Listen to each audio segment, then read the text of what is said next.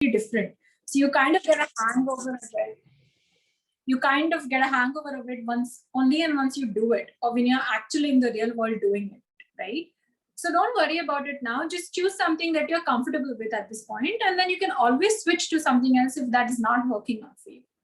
There is no limitation, or there is no nobody stopping you from doing it. It's not like that. It's just on you. It's absolutely on you. Ma'am, actually, in my previous internships also, I worked as an HR intern, and there I learn a lot of things, and I liked it. I like the profession which HR used to do, but at the same time, right now I am working in the marketing field, and the stipend or the incentive which I used to crack, and that makes me more happy, because like I can't imagine. In 1 month I can like crack this much of amount in my bank accounts, and that's the main issue, that money is like money is the main factor, I can say. Well, money is definitely the main factor. Never settle for less. Never ever settle for less. If you, like I said, if you do not ask for when you're negotiating with something, just ask the money that you want and then leave it to the managers and what they decide to give you, right? So you said right now you're in marketing, right? And you're making more money than what you made in HR. Is that Yes, what you ma'am. said? Yes, So, ma'am. well, if this is working for you, then just go with it. Don't think that what will happen after 5 years right now. You never know. Like I said, in 2019, we didn't think about COVID. It just changed the whole face of the world. So don't think about it right now.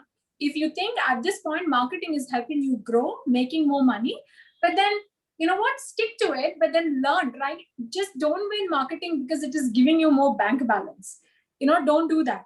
Because right now, maybe it is giving you more bank balance, but if you don't really learn it properly, it might not be giving you the same after 2 years. Do you know what I mean? Because Yes, ma'am. competition is always growing. So money, yes, it is definitely important. But what is more important is your passion and drive for that subject. If you do not have that, money is going to come for certain years and then it is going to die down. Do you know why? Because there will be 5 other Tanyas just like you in the next 5 years. So what do? So that is another problem. When we try and grow seniors, we expect to get more money, obviously, because we are just, growing in our experience. But then the companies, they'll be like, okay, instead of paying Pramita 50,000, let's take 5 people and pay 10,000. Clearly, I can do one person's job, but 5 freshers or 5 newcomers in the industry with just, 10% of my salary, 5 of them will give much more work. So I would be replaced very easily. So money, yes, but also be very careful that you learn you learn it very well so that even after 5 years, you're not replaced by 5 more people. Do you know what I'm trying to say? Yes, ma'am. Did you get it? Okay. Yes, ma'am. But then, yeah, coming back to your question, if you think at this point of time you're making more money than being an HR, then absolutely go with it. But then also learn the subject well for future. Okay, ma'am. Yeah. And don't worry about it that it's a girl's job or a boy's job. Nah, it doesn't matter. You're doing well. So you will be doing well in future as well, even though if people say it's not a girl's job. I don't think so. There is anything like a girl's job. I, being a girl, if at 19 years can go out all by myself and then move to London all by myself, it's very easy. So it's okay. Yeah. Okay, ma'am. Don't worry, you'll be fine. So, okay. Hello, ma'am. Yeah, Cynthia, you can carry on. Yeah. Can you ask you something, ma'am? Hello. Hello. Yeah, Ma'am, can you hear me? I can hear you. Hello, ma'am. This is Cynthia Tanvi from good evening. I want to ask you about organization atmosphere. If I'm working in a company, there is team. I have team members. If they neglect me or doing bad behaviors with me continuously, is it okay to taking bad behaviors from them, or what to do? Can you suggest me something about that? So you're saying that you're in a team where your teammates are not behaving properly with you, right? Yeah, ma'am. Yeah. Okay, and you're saying that is it okay to take the bad behavior or what should I do? That is your question, right? What to do next? Yes, ma'am. Well, so it depends. So firstly, if the team members are really behaving bad with you, you're not going to take that thing. No, nobody can behave bad with you. Everybody should be respectful towards you, and that is for sure. No matter you're a year older or you're 10 years older in the industry, no. Never take bad behavior. It's a clean no from me. If anybody behaves bad with me, I'm not going to take it. I'm definitely going to take an action against it. And thankfully, the corporate laws supports that. So don't worry about that. But then if you think that, look, the thing is, I cannot be very judgmental about it because I don't know what kind of behavior, right? So is it a work-related bad behavior? Is it like an my own attitude-related bad behavior? If Okay, you're my saying own something? team members doing bad behavior and neglect me continuously, what to do next? Or they are ignoring you, basically. Yeah, ma'am. Ignoring me and neglect me and doing like such kind of groupism. So what to do next? Okay. So if they're neglecting you, they're making groups against you, and they're not calling you among them and stuff like this. So these team members are of your level, right? Yeah, ma'am. Yeah. Your level, right? So what you should do, the first thing is talk to your manager. You have a manager, right? And I guess all of you have same manager or whatever it is, whoever is the next high level, the person that you kind of report to, simply talk to her or him. Tell it very openly, be very vocal about it. Be very vocal. If this is how the team are, what is the point of a team building if this is what it is? Tell them there can be many solutions. First solution, change your team. Second solution, change your project, etc., etc. Third solution, talk it out with your team. Like simply ask straight on their face, what is the problem? Why can't I mix with you all? If there is some problem, tell me. I'm okay to change, or I can okay to understand.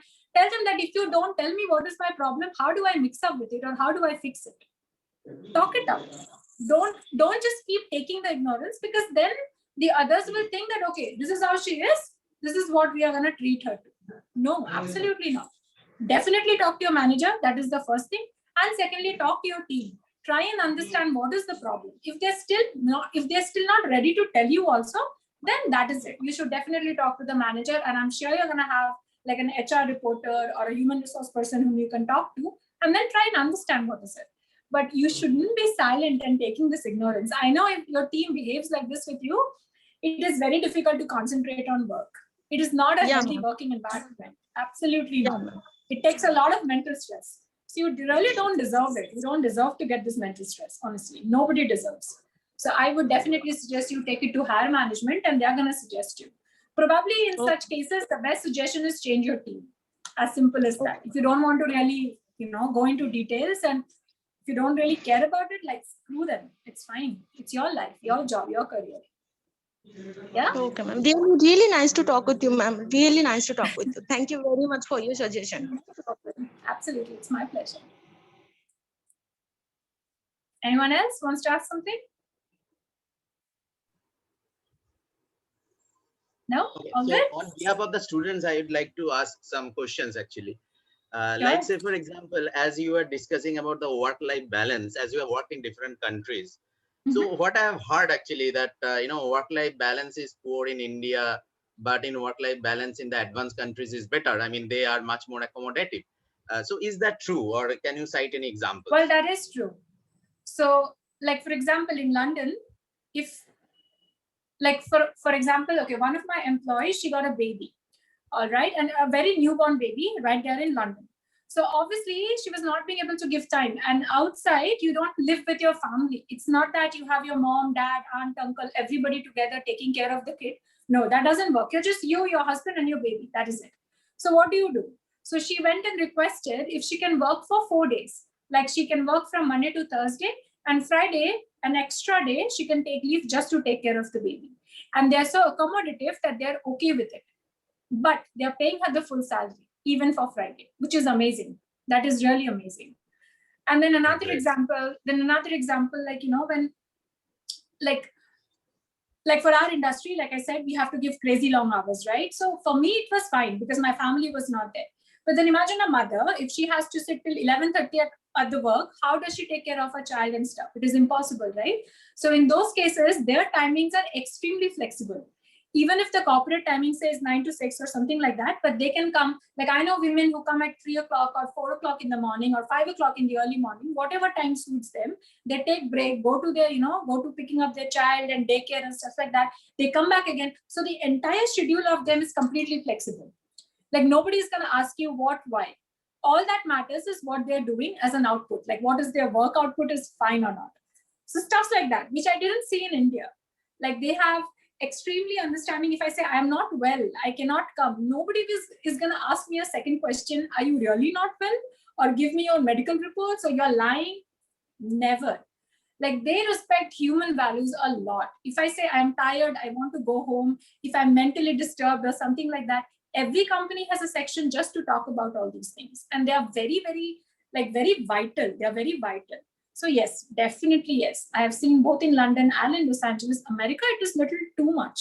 They are very, very concerned about our mental health and how well we are doing and stuff like that. Like for now, I'm stuck in India, right? Like I'm stuck in India because of COVID. And it's been almost 2 months. No company gives you 2 months long leave. That is impossible if you imagine in the Indian scenario.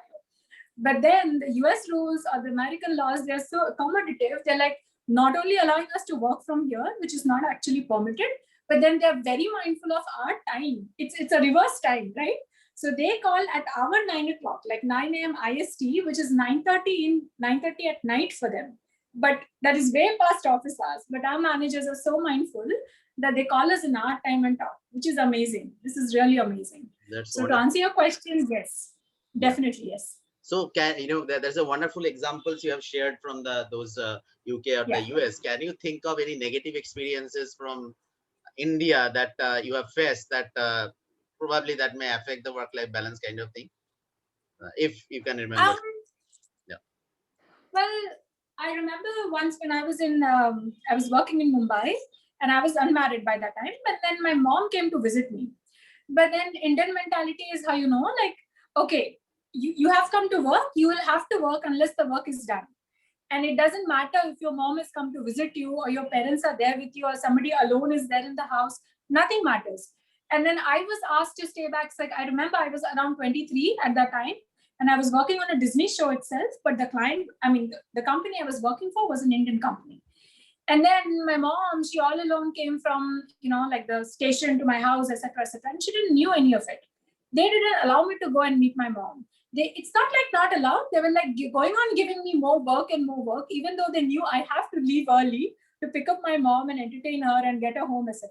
And not only that, I could even go, but I just had to stay back the whole night. I had to do a complete 2 days night shift. I can never forget that. Like I was in office for 48 hours. I finished my work completely and only then I got to go home. These things will never happen outside. It is impossible. But in India, yes. In India, people are not very mindful of your family time. They're not very mindful that, okay, there can be genuine reasons for why you have to go home and attend to something. In India, it's like what I faced. Oh, definitely work comes first. I understand that. But they're never mindful of what is the other side of your life. They absolutely do not care. Right. So I do remember this incident, which was very harsh for me. And me being 23, I was super young to take this. Now it's fine. I can deal with it. Right. But then I can understand. Yeah. So thanks for sharing these examples, actually. So the next question on behalf of the students, actually. So as you are, sometime you are hiring people as well, or your friends or something like that. What is being whenever you are hiring freshers, actually? So what do you what you are looking for? Is it the attitude? Is it the skill set? Or it's something else? What you are looking for in a fresher? So first of all, what we see, honestly, in any company, if I'm taking a fresher, they will have the basic skill set. That's why they're applying for it, right? Mm-hmm. And now when it comes to very specific skill sets, they will be trained. Like, for example, if I'm hiring somebody for DreamWorks, the DreamWorks way, that person will be trained for sure. Right. What we look for is the passion. What we look for is the learning attitude. What is the right attitude of that person? That is very important when you're a fresher. What you know, it is fine. Obviously, you know something, that is why you have applied, and which is okay. Your knowledge is not being judged in a higher scale. What we kind of judge is what is the passion or dedication you have towards learning and just growing more. Because we are going to train you anyways. What you know and what you don't, we are going to train you on our ways, right? Like all our softwares and everything. But if you do not have the right attitude to mingle or the right passion to learn things, that is when the problem starts. And in outside, if you're kind of hiring people, we cannot really fire them then and there. So we have to be very mindful that the attitude and the passion of that person, even if the knowledge is less, it's okay. But the right attitude towards learning is very important. So that is the first thing I will see. Like, okay, what you Right. want to do, how much accommodative you are, what kind of team player you can be. Those things are important. Knowledge we will give you, but you need to take it. So we Right. definitely try to see how much more you have. Right. So So, yes, attitude and the that's the passion plays the most important role during hiring of the freshers, because the skill set Definitely, can be yes. trained. Yes. Actually, I mean, skill set Yes, can be imparted, but the attitude and the passion cannot be given. I mean, it should be there within them. absolutely. Right. Absolutely. We cannot give you attitude. We can give you the knowledge, but you have to take it, right? So we Right. definitely see that as the first. Right. Yeah. True. Okay. Great, Pramita, for the nice explanation and nice, wonderful session. So I hope Awesome. all the audience, those who are there, they have been benefited with all the kind of experience sharing. So they should be benefited. I hope so too. They should be benefited. And, if you can practice the same thing as the last things that we have discussed about the passion and the attitude. So all of you need to develop that. That is very, very important, along with the skill set that is required, definitely. But the skill set can be provided by the companies. But the attitude and the passion that we must have about the job or the profession. So I hope all of you have enjoyed the session. So as we have discussed that we'll be try to finish the session within 1 hour. So we are left within 2-3 minutes. So in the last 2 minutes, anyone have any question you may ask, or we'd like to conclude the session. Anyone having any question for last one question? Anyone? So I would like to just say something like just the way she explained the things, the difference between the Indian work atmosphere and the foreign work atmosphere. I just wanted to ask that if you had to give ratings, like everyone asks for ratings nowadays, whether it's an app or whether it's a restaurant, everyone asks a rating. So how do you want to rate the Indian atmosphere and the foreign atmosphere? Well, honestly, rating depends on your experience. You can have a brilliant food and rate 5 out of 5. Probably my friend goes in the same restaurant and there is a mishap and she'll give 2 out of 5. So I would say rating is absolutely on your experience. I had better experience working in London or USA or working globally with people. So I would probably rate them higher compared to what experience I had in India. But then I'm very sure there are people who might have the other ways. So that way, if you ask me completely out of my own experience, I will definitely rate working globally higher than working in India. But again, that is my experience. So yeah, I would say basically rate on your experience and not on what others say. That's very important. Okay, and what do you have to say about the very used word work politics? It's everywhere. Like we hear it more often, whoever is in the corporate world or whatever world, whatever section they are working in, the working people, the grown-ups have always faced the work politics. So what do you have to say about that? Like the Indian perspective and also the outside, the foreign perspective as well. What do you have to say about like work I politics? said initially, people are the same. They are the same. Management people, they are the same. Everybody wants to grow. Everybody suffers from inferiority complex. Everybody wants to keep their position high. And that is when the politics starts, right? Because everybody wants to grow and be on the top. So people, may that be in India, may that be global, they're all the same. Everybody wants to run ahead. So office politics is everywhere. I have faced same amount of politics in India as I have faced it in London. I'm very young. I'm very new in Los Angeles to comment about it. But in London and India, it's the same office politics. But then the difference is the way they present it to you. Like in India, it can be a bit harsh. But globally, like I said, human emotions are really, really high prioritized. So they cannot be harsh to you. So just the difference is the way they present and the way you navigate through it. That is what matters. It doesn't matter if the politics is in Bangalore or in London or in China or anywhere. What matters is how you are navigating through it. Because let me tell you, as long as you work in your life, you're going to have office politics, no matter you're 1 year old or you're 15 years old. That is always going to be challenging for you. But then, yeah, it's the same. If you're asking me if it is more in India and less globally, then no. It is everywhere the same. Because people are the same. So you see. Okay, thank you so much. Yes, that definitely does. Thank you so much for all your precious time and so much of beautiful experience sharing. I absolutely love talking with you guys, and I hope it really helps you grow and then you make the right choices in your life. And I wish you all the best. Okay, thank you so much. Thank you so much, Pramita, and Thank all the you. students who have attended the program today. And we would like to thank you, Pramita, from the MBA department of Swami Vivekananda Group of Institutes, as well as Swami Vivekananda University, because two set of students are there from the university as well as the group of institute.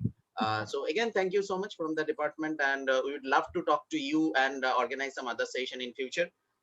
So as of now, Yes, absolutely. right? So let us conclude the session for the day. So we'll definitely come back shortly with some more session like this. Thank you so much. Great. It was lovely meeting you guys. Bye. Have a Thank you, wonderful ma'am. day. Thank you, ma'am. Bye.